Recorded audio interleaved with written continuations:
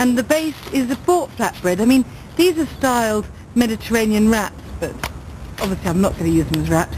And this is a tomato, mint and halloumi pizza.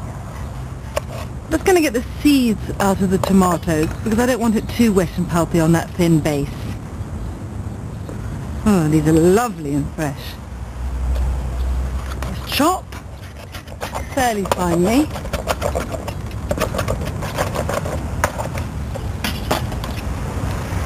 And just smooth these now pulpy tomatoes over the flatbread, and on top of the tomatoes something I love so much, some halloumi, which is intensely salty Cypriot hard sheep's cheese.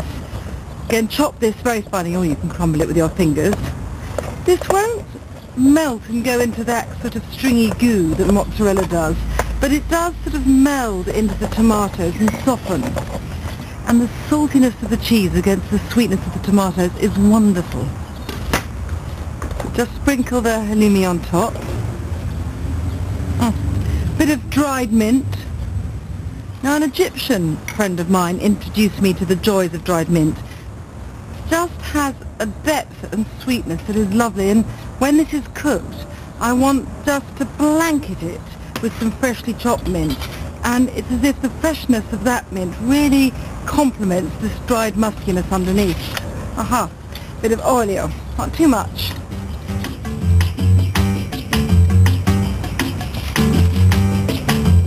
Just drop it on the barbecue. It won't take very long. You just want that thin base to crispen a little bit more and the cheese just soften a little in the heat.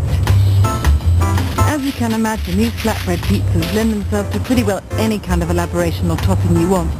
And this is a chili and coriander pizza with some ground coriander. Lovely, sort of intensely, deeply grassy. And pour in a bit of oil, and just as the mint, halloumi and tomato pizza is sort of partnered by some fresh mint at the end, so this has to have a really lovely leafy covering of fresh coriander once it comes off the barbecue. It works so well pairing the sort of scorched, nutty spiciness of the ground and dried herb with the final smattering of the fresh. These aren't thick wodgy pizzas. I mean, there's something a bit poppadom-like almost about their base. Okay, so on with this. And finally, something I really love, such an easy thing to do, a za'atar flatbread. Now, za'atar is a bought Middle Eastern spice blend. It's a mixture of wild thyme, sesame seeds and ground sumac. All I'm going to do, so you can see how easy it is mix that with a bit of oil